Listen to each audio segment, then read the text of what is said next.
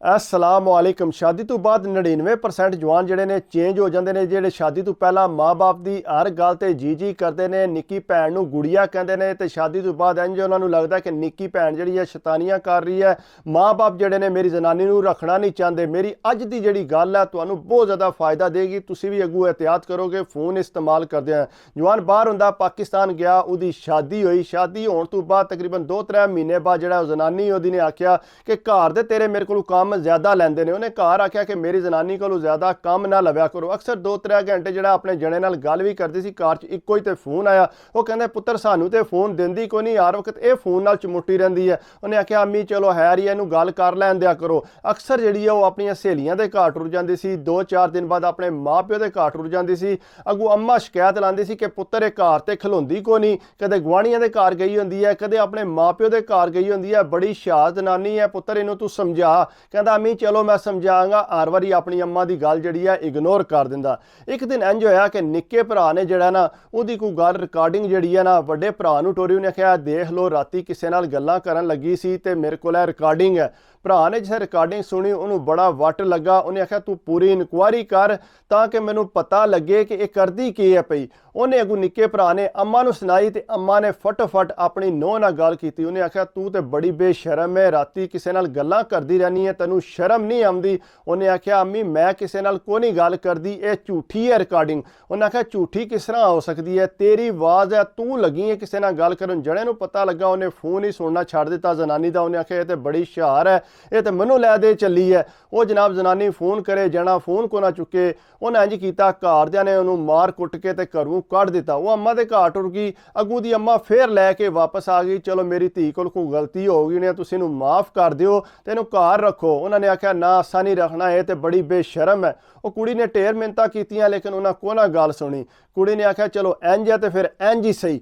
वो इंज किया उन्हें कि सीधी गई पुलिस स्टेशन जाके उन्हें आख्या जी यह जी रिकॉर्डिंग है इन्हों को मेरी, वो कहते हैं कि राती मैं किसी मुड़े नाल गल्लां करनियां लेकिन ये रिकॉर्डिंग जी है झूठी है।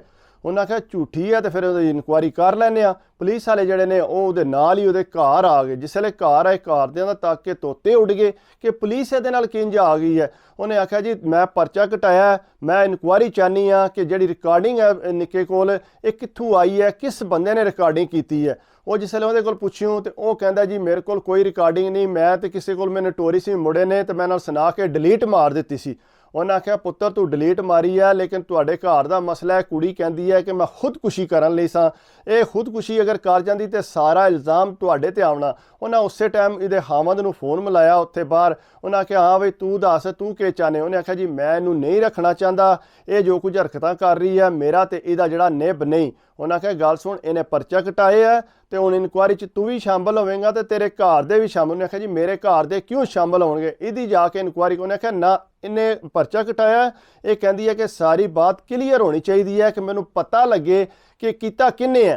उन्हें आख्या इस वास्ते। उन्हें आख्या हाँ भी दस तेनू किन्ने रिकॉर्डिंग। उन्हें आख्या जी फलाने दुकान वाले मैनू रिकॉर्डिंग टोरी सी दी। उन्हें आख्या ठीक है। सीधे टुर गए। उन्हें सपाही गया उत्थे जाके उन्हें दुकानदार नूं लैके आया। उन्हें आख्या हाँ बई दस तू रिकॉर्डिंग भेजी है। उन्हें आख्या नहीं जी मैं कितों रिकॉर्डिंग भेजनी है, अगर ये कोई सबूत है मैं भेजी है। उन्हें आख्या नहीं इन्हें डिलीट मार दी। उन्हें आख्या डिलीट नहीं मैं मारी सर। उन्हें खड़िया दुकानदार ने कुटिया। दुकानदार ने कसमां कराना चुकियां कि मैनू किसी गल का नहीं पता, ना ही मैं इसकी रिकॉर्डिंग की। उन्हें आख्या ठीक है। उन्हें आख्या घर फिर आए। उन्हें आख्या जी दसो जे अगर तुहानू पता है, क्योंकि कुड़ी की इज्जत का सवाल है, तुहाडे रखनी है या नहीं रखनी। लेकिन अगर ये मर गई खुदकुशी कर ली तो तुहाडे ते भी इल्ज़ाम उतना ही आना है। उन्हें माँ ने आख्या पुत्र दस तेरे को रिकॉर्डिंग कित्थों आई सी। उन्हें आख्या अम्मी मैनू किसी मुड़े ने टोरी। उन्हें आख्या अच्छा ही गल है। पुलिस वाले जिसे तकिया मुड़ा बड़ा परेशान लग रहा है, ये कोई ना कोई गल है। उन्हें बुलाया। उन्हें आख्या पुत्र अगर तू सच्ची सच्ची दस देंगा तो तेरी भी जान छुट जाएगी तो तेरे घरदियां दी भी जान छुट जाएगी, नहीं तो हुण तेरी अम्मा नूं भी नाल चलना पैना है तो तैनूं भी नाल चलना पैना है। अगू जी उन्होंने नूंह सी उन्हें आख्या जी नहीं अम्मी नूं तुसीं ना लैके जाओ, जो कुछ भी है मेरी सस है मैनूं माँ कहनी आ, इन्हां नूं तुसीं नहीं लैके जाना। उन्हें आख्या ठीक है चलो असीं निक्के नूं लै जाने। उन्हें आख्या जी ठीक है। निक्के नूं नाल लै गए। उन्हें पूरी रात उत्थे रखिया। रात रखण तो बाद उन्हें जनाब सुबह नूं जिसे घर लैके आए ना जनाब जो ही आके बैठा सीधा भाभी के पैरों च, भाभी मैनू माफ़ कर दो मेरे को गलती हो गई है। उन्हें आख्या होया की है। उन्हें आख्या नहीं नहीं पहला भाभी तुसीं मैनू माफ़ करो। फिर उन्हें आख्या जी माफ़ी पहला मैनू गल दसो गल होई की है। उन्हें आख्या जी गल ये है ਕਿ ਇਹਨੇ ਜਿਹੜਾ ਤੁਹਾਡੀ ਰਿਕਾਰਡਿੰਗ ਕਰਦਾ ਰਿਹਾ, ਸਕਰੀਨ ਰਿਕਾਰਡਿੰਗ। ਜਿਸ ਵੇਲੇ ਤੁਸੀਂ ਆਪਣੇ ਹਾਵੰਦ ਨਾਲ ਗੱਲ ਕਰਦੇ ਸੋ, ਜਿਹੜੀਆਂ ਵੀ ਵਾਹਿਯਾਤ ਗੱਲਾਂ ਕਰਦੇ ਸੋ, ਜੋ ਤੁਹਾਡੀ ਮੀਆਂ ਬੀਵੀ ਦੀਆਂ ਪਰਦੇ ਦੀਆਂ ਗੱਲਾਂ ਸੀ, ਉਹ ਵੀ ਜਿਹੜਾ ਇਹ ਰਿਕਾਰਡ ਕਰਦਾ ਰਿਹਾ ਹੈ ਤੇ ਰਿਕਾਰਡ ਕਰਕੇ ਆਪੂ ਸੁਣਦਾ ਰਿਹਾ। ਅੱਗੂ ਰਿਕਾਰਡ ਕਰਕੇ ਦੂਸਰੇ ਮੁੰਡਿਆਂ ਨੂੰ ਵੀ ਸੁਣਾਉਂਦਾ ਰਿਹਾ ਵੀ ਇਹ ਗੱਲਾਂ ਨੇ। ਵਿੱਚੋਂ ਜਿਹੜਾ ਭਾਈ ਦਾ ਕਲਿੱਪ ਕੱਢ ਦਿੰਦਾ ਸੀ ਤੇ ਜਿਹੜਾ ਤੁਹਾਡਾ ਕਲਿੱਪ ਹੈ ਇਹਨੇ ਰੱਖਿਆ ਸੀ। ਉਹ ਆਂਦੀ ਹੈ ਇਹ ਚੰਗਾ ਇਹਨੇ ਕੰਮ ਕੀਤਾ। ਉਹਨੇ ਆਖਿਆ ਜੀ ਤੁਸੀਂ ਇਹ ਜਿਹੜੀਆਂ ਗੱਲਾਂ ਕੀਤੀਆਂ ਨੇ ਸਾਰੀਆਂ ਇਹਦੇ ਕੋਲ ਮੌਜੂਦ ਨੇ ਦੂਸਰੇ ਫੋਨ 'ਚ। ਉਹ ਜਦੋਂ ਸੁਣੀਆਂ ਤੇ ਉਹਨਾਂ ਨੇ ਭਰਾ ਨੂੰ ਦੱਸਿਆ ਕਿ ਇਹ ਕੰਮ ਪਿਆ ਕਰਦਾ ਸੀ। ਉਹਨੇ ਆਖਿਆ ਉਹ ਤੇਰਾ ਕੱਖ ਨਾ ਰਵੇ, ਤੂੰ ਤੇ ਮੇਰੀ ਇੱਜ਼ਤ ਦੇ ਮਗਰ ਪੈ ਗਿਆ ਸੀ। ਇਹ ਕਿਉਂ ਕੀਤਾ ਹੀ? ਇਹ ਮੈਂ ਇਸ ਵਜ੍ਹਾ ਤੂੰ ਕੀਤਾ ਭਾਈ, ਅੰਮੀ ਬੜੇ ਪਰੇਸ਼ਾਨ ਸੀ, ਭਾਜੀ ਮੇਰੀ ਬੜੀ ਪਰੇਸ਼ਾਨ ਸੀ, ਭੈਣਾਂ ਵਾਸਤੇ ਮੈਂ ਕੀਤਾ ਕਿਉਂਕਿ ਇਹਦੀ ਵਜ੍ਹਾ ਨਾਲ ਜਿਹੜਾ ਸਾਡੇ ਘਰ 'ਚ ਸਕੂਨ ਕੋਈ ਨਹੀਂ ਸੀ। ਮੈਂ ਕਿਹਾ ਚਲੋ ਮੈਂ ਜਿਹੜਾ ਨਾ ਤੁਹਾਡੀ ਮਦਦ ਕਰਨਾ। ਮੈਂ ਮਦਦ ਕੀਤੀ, ਆਪਣੇ ਦੋਸਤ ਕੋਲ ਪੁੱਛਿਆ ਸੀ, ਉਹਦਾ ਫੋਨ 'ਚ ਰਿਕਾਰਡਿੰਗ ਹੋ ਜਾਂਦੀ ਹੈ। ਜਿਸ ਵੇਲੇ ਗੱਲ ਕਰਦੀ ਹੈ ਤੂੰ ਗੱਲ ਜਿਹੜੀ ਹੈ ਉਹ ਰਿਕਾਰਡ ਕਰ ਲਿਆ ਕਰ। ਜਿਹੜੀ ਵੀ ਘਰਦਿਆਂ ਦੀ ਕੋਈ ਗੱਲ ਹੋਵੇਗੀ ਤੂੰ ਜਿਹੜਾ ਅੰਮੀ ਨੂੰ ਸੁਣਾ ਦੇ ਜਾਂ ਕਿਸੇ ਹੋਰ ਨੂੰ ਸੁਣਾ ਦੇ। ਤੇ ਅੰਮੀ ਦੇ ਬਾਰੇ 'ਚ ਕਹਿੰਦਾ ਬਹੁਤ ਘੱਟ ਗੱਲਾਂ ਕਰਦੀ ਸੀ, ਜ਼ਿਆਦਾ ਜਿਹੜਾ ਮੀਆਂ ਬੀਵੀ ਆਪਸ ਜਿਹੜੀਆਂ ਗੱਲਾਂ ਹੁੰਦੀਆਂ ਨੇ ਪਿਆਰ ਮੁਹੱਬਤ ਦੀਆਂ ਉਹ ਕਰਦੇ ਸੀ। ਇਸ ਵਜ੍ਹਾ ਤੋਂ ਜਿਹੜਾ ਨਾ ਉਹ ਗੱਲਾਂ ਜਿਹੜੀਆਂ ਨੇ ਮੈਂ ਉਹ ਵਿੱਚੋਂ ਕੱਟ ਕੇ ਤੇ ਮੈਂ ਅੰਮੀ ਨੂੰ ਸੁਣਾਈਆਂ ਨੇ ਤੇ ਅੱਗੋਂ ਭਾਈ ਵੱਲ ਭੇਜੀਆਂ ਨੇ। ਭਾਈ ਨੇ ਆਖਿਆ ਜਾ ਤੇਰਾ ਕੱਖ ਨਾ ਰਵੇ, ਤੂੰ ਤੇ ਮੇਰਾ ਭਰਾ ਹੀ ਨਹੀਂ, ਤੂੰ ਤੇ ਮੇਰਾ ਜਾਨੀ ਦੁਸ਼ਮਣ ਹੈ, ਤੂੰ ਤੇ ਮੇਰੀ ਇੱਜ਼ਤ ਦੇ ਮਗਰ ਪੈ ਗਏ, ਹੋਰ ਤੈਨੂੰ ਕੋਈ ਰਾਹ ਨਹੀਂ ਲੱਭਾ। ਉਹਨੇ ਆਖਿਆ ਜੀ ਖਬਰਦਾਰ, ਮੇਰੀ ਜ਼ਨਾਨੀ ਇਸ ਘਰ 'ਚ ਨਹੀਂ ਰਹਿਣ ਲਈ। ਪੁਲਿਸ ਨੇ ਆਖਿਆ ਜੀ ਇਹਨੂੰ ਥਾਣੇ ਜਾਣਾ ਪੈਣਾ। ਕੁੜੀ ਅੱਗੋਂ ਨੋ ਕਹਿੰਦੀ ਆ ਨਹੀਂ ਇਹਨੂੰ ਤੁਸੀਂ ਮਾफ़ ਕਰ ਦਿਓ, ਇਹਨੇ ਜੋ ਕੀਤਾ ਇਹਨੂੰ ਅੱਲਾ ਹੀ ਪੁੱਛੇਗਾ। ਬਹਰਹਾਲ ਜੋ ਕੋਈ ਮੇਰਾ ਹਾਵੰਦ ਆਖਦਾ ਹੈ ਮੈਂ ਉਹ ਗੱਲ ਮੰਨਣ ਨੂੰ ਤਿਆਰ ਹਾਂ। ਹਾਵੰਦ ਨੇ ਉੱਤੇ ਫੋਨ ਤੇ ਮਾफ़ੀ ਮੰਗੀ। ਉਹਨੇ ਆਖਿਆ ਜੀ ਮੈਨੂੰ ਮਾफ़ ਕਰ ਦੇ, ਮੈਂ ਬਹੁਤ ਵੱਡੀ ਗਲਤੀ ਕਰ ਬੈਠਾ। ਮੈਂ ਇਹ ਸਮਝਦਾ ਕਿ ਤੂੰ ਵਾਕਈ ਕਿਸੇ ਨਾਲ ਗੱਲਾਂ ਕਰਨੀ ਹੈ, ਲੇਕਿਨ ਮੈਨੂੰ ਨਹੀਂ ਸੀ ਪਤਾ ਕਿ ਮੇਰਾ ਨਿੱਕਾ ਭਰਾ ਜਿਹੜਾ ਇਹ ਹੀ ਸ਼ੈਤਾਨ ਹੈ।